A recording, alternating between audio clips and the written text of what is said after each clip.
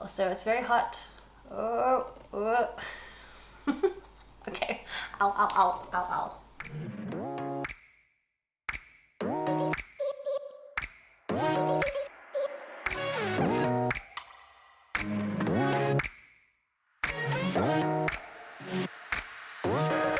Hi, my name is JY, and today I wanted to make for you one of my current favorite recipes. It's super easy. It's the Japanese steamed egg custard chawanmushi, and it's so easy and delicious and wonderful. And basically I'm making this video because my friend Cheryl doesn't believe that it is this easy. So sorry everyone, this video, but Cheryl, hey, check out this video. It's like, it is really super easy. There's only 4 ingredients, water, pouring cream. So pouring cream is cream of about 35% fat.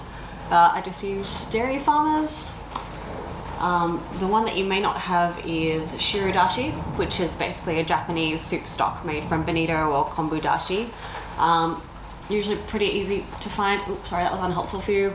Usually pretty easy to find at a good Japanese grocer. It's just a few dollars, totally worth having in your pantry.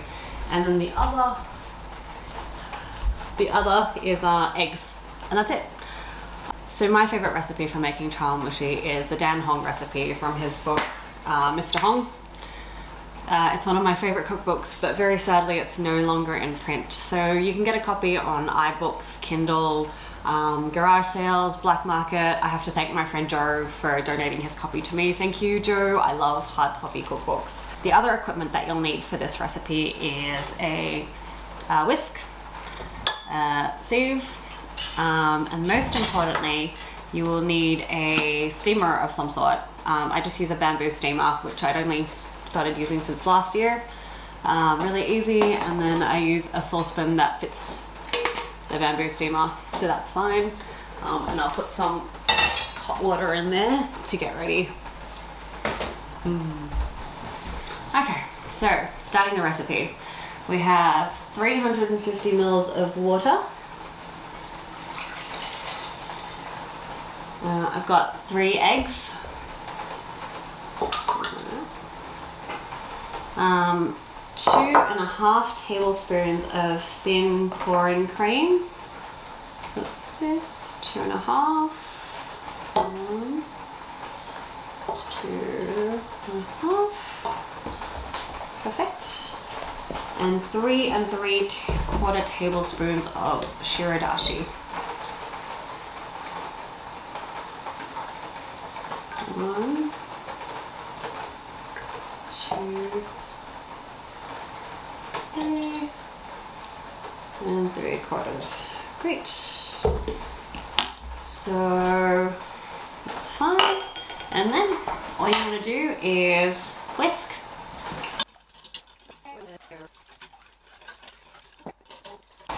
And then you just need to sieve it. So I usually like to sieve the mixture straight into the bowls that I'm going to be using, and then put the rest in a jar or something. This is a tiny jar because I've run out of big jars, but use your imagination, pretend this is a giant jar. So it goes in here very easily, and I fill it up about 2/3 of the way. Yeah, so that's around 2/3 of the way up to the top. I like to do that so it doesn't touch the top of the Glad wrap when you put it on. So you do have to use cling film, but to be more environmentally friendly, just cut it in half, and then you can also reuse it for any of the other chawanmushi that you make afterwards with the same mix. So that's really easy. So you just cover it with cling film, and that's it. So in Dan's recipe, he says to steam them for about 6 to 8 minutes until it's set. So I find for my size containers it usually takes between 10 to 12 minutes, but you should just keep checking as it's cooking to see the wobble. So you'll know when it's ready because it'll be pretty firm around the edges, but it'll have a little wobble in the center. So yeah, let me show you what that looks like. Okay, so you can only kind of see my face, but look, the video is probably better off not seeing my face.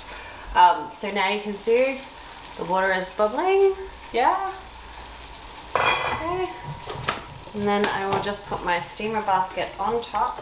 And then what I'll do is just put the chawanmushi, yeah, into the steamer basket. And then on top. And then we'll run it for say 10 minutes. Let's see how this looks at the 5-minute 38 mark or 30 mark. So just open this. Yep. So you can kind of give it a little bit of a wobble. And if you can see that a bit more closely, that's not dangerous at all. Like, it's still very liquid. So that's not ready yet. Okay, great. So now finished. That was about 10 minutes. Let's see how it looks. Okay, so, oh yeah, that looks really good. Not as much wobble on the outside, quite good on the inside, despite me opening it and wobbling it for you guys. So yeah, that's looking quite good, as you can see. Yeah, everyone likes a good wobble test. Yeah. Alright, so I'm just about to open this. Let's see. Ooh, so nice. Can you see? Does that look nice? Oh, it has a little jiggle. Yeah, so looks good. This is one of the prettiest things that you'll ever see. And even though I see this all the time, and even though I kind of was messing with it by shaking it a lot while cooking it and showing you guys, it is still beautiful, smooth, only a few bubbles from all of the jiggling, but it's amazing and so delicious. Also that beautiful sheen. You see that? Oh wow. I'm obsessed. So some of the things I like to put on chawanmushi, you know, like whatever kind of seafood you might have around, like scarlet prawns, regular prawns, spanner crab, prawn oil or shellfish oil is also a great addition. I use Jan's recipe again for shellfish oil. This is beautiful scarlet prawn oil that I made from scarlet prawn shells and ebi shells as well. Totally great for this kind of chawanmushi. What's also good to put on is some roe. So aside from some of my favorites, the classic Yarra Valley caviar, like regular salmon caviar and the smoked salmon ones, which are really good. I also love scampi caviar on this as well for the blue pop. It's just gorgeous. And then, you know, whatever herbs you might have on hand, like tarragon, parsley, chives, anything you feel like. I'll put a few ideas on as I'm talking here, and then you can check it out. So I did add scallop prawns to the original video that I'd made, so let me put a picture of that up now. Yeah, so one of my favorites is to obviously use these guys, so I might just do that now. Scallop prawns, so good. And because I'm lazy, I might just chuck on some of the roe and the scallop prawn oil. Ooh, so nice. Oh,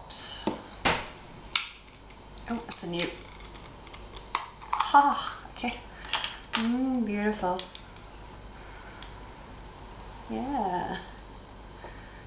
Oh yeah. Oh, that's pretty. Even without any other colors, it's kind of amazing. Looks so good. Okay. Oh wow. Ooh, check that out. Oh yeah. Thanks so much for watching. So let me know if you have any questions about it.